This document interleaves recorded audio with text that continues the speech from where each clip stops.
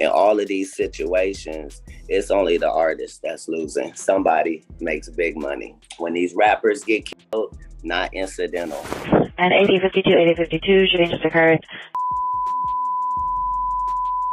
Approximately 10 shots heard and an unknown person shouting code 3 incident 1920 RV809 semi-traditional. People are alleging is Rihanna is a key material witness into this whole trafficking scheme or plot or whatever that Roc Nation and Jay-Z himself have been carrying out. Guys, things are getting very scary because people have now put together that both Rihanna and Nicki Minaj's homes in California have both been targeted recently. There's a growing belief among some people that when something bad happens in the entertainment industry, especially involving famous artists, it's not always just bad luck.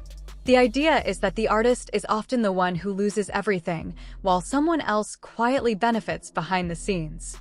This kind of thinking has been talked about for years, especially by comedian Katt Williams, who has repeatedly claimed that nothing in the industry happens by accident.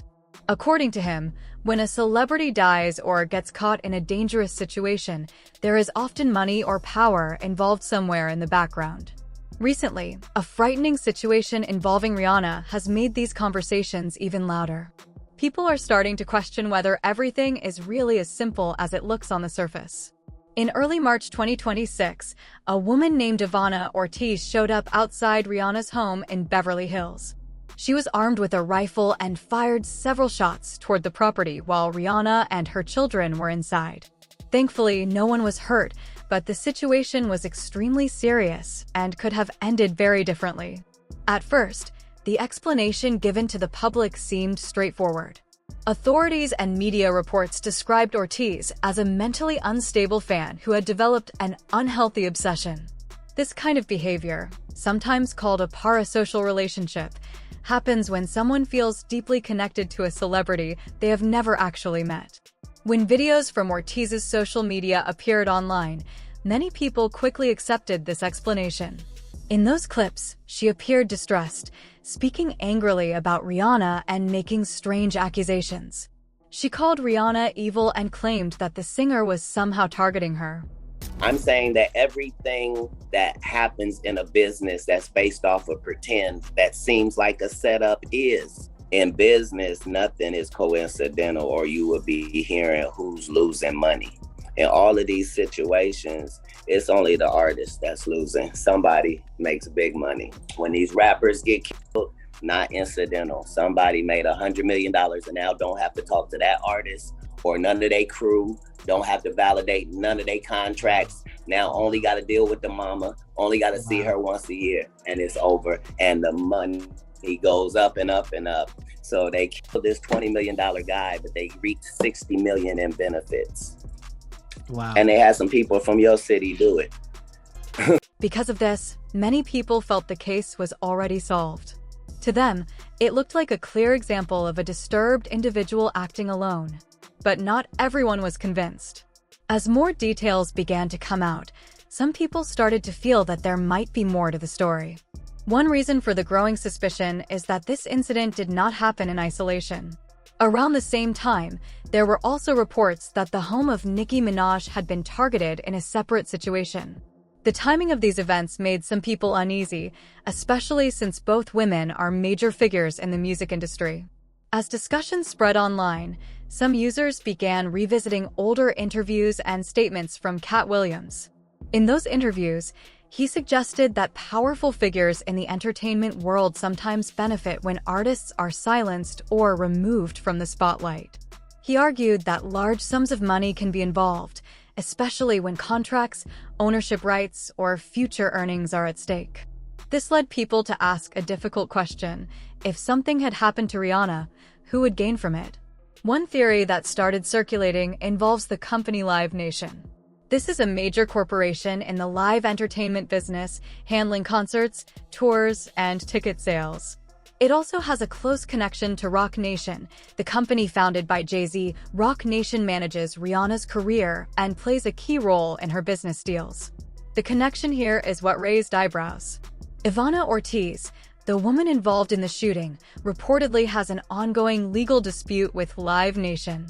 At the same time, Roc Nation operates under Live Nation's larger structure, and Rihanna is one of its biggest artists. On top of that, Roc Nation CEO, Desiree Perez, has been involved in important legal matters connected to Live Nation.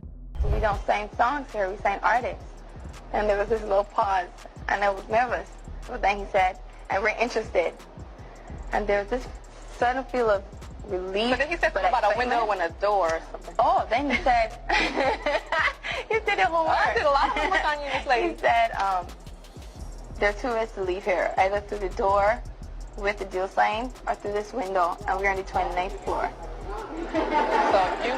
So when Rihanna was 16 years old, she flew across country, had a meeting with Jay-Z, where he told her there's only two ways out of here, and that's through that door with the deal signed, or through the window, and we're on the 29th floor. And she was 16 years old. I don't really see the humor in that. Dad, I know I promised you I'm gonna give you my first Grammy, but we might have to fight for this one. She said she want to thank everybody for her first Grammy.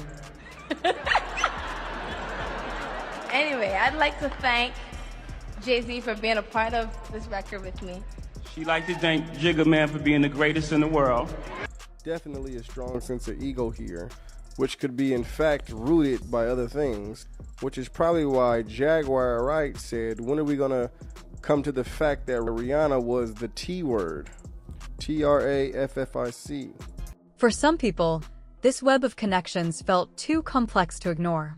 They began to question how someone already in a legal conflict with a major corporation could end up targeting one of that company's most valuable artists. Another detail that stood out was the resources Ortiz seemed to have. Reports suggested she arrived in a Tesla and was carrying an expensive weapon. For someone described as unstable and acting alone, this raised questions. People wondered how she was able to afford such things and travel such a distance. It didn't fit the simple image of a random, impulsive act. There was also confusion about her bail amount. Early reports claimed it was set extremely high, over $10 million.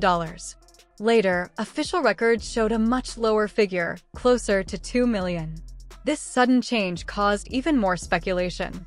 Some people questioned whether it was just a reporting mistake, while others wondered if something unusual had happened behind the scenes. As these details spread across social media, many users began forming their own theories. Some suggested that Ortiz might have been used as a tool by someone else. The idea is that if a person already has a history of unstable behavior, it would be easier for others to point to that and say, she acted alone, without digging deeper. This way of thinking connects back to what Katt Williams has said in the past. He believes that the public is often shown a simple story so they don't look any further. If everyone accepts the explanation of a lone individual, then the possibility of a larger plan is never seriously examined. Another topic that started getting attention again is the controversy around Jeffrey Epstein and the release of documents connected to his case. In early 2026, a large number of files were made public, and many names from powerful circles were discussed online. At one point, Jay-Z's name began trending due to an old anonymous tip mentioned in those records. There is no confirmed wrongdoing tied to him in this situation, but the timing added fuel to online speculation. When people started connecting all these different elements, Rihanna's business ties, the legal issues involving Live Nation, the actions of Ivana Ortiz, and the resurfacing of Epstein-related discussions, it created a complicated and confusing picture. For some, it felt like too many strange details were appearing at once. There are also long-standing stories about how Rihanna entered the music industry. When she was a teenager, she moved from Barbados to the United States and signed a deal that changed her life. Over the years, some people have questioned how young artists are treated when they first enter the business, especially when they are dealing with powerful executives and major contracts. All of this has led to a wide range of opinions. Some people believe the official explanation is correct and that this was simply a tragic situation involving a troubled individual. Others feel that there are too many unanswered questions to ignore. At the center of everything is one simple fact: no one was hurt, and the situation did not turn into a tragedy. But the fear it created and the questions it raised are still very real. Right now, there is no clear evidence showing that anyone else was involved beyond the person who carried out the attack. Still, the discussions continue because people are trying to make sense of what happened. In the end, it comes down to what you believe. Was this just a random act by someone struggling with their mental health? Or is there something more complicated happening behind the scenes that the public doesn't fully understand? There are no easy answers yet. But one thing is certain: when events like this happen, they don't just disappear. People keep asking questions, looking for patterns, and trying to figure out the truth, even when it's hard to find.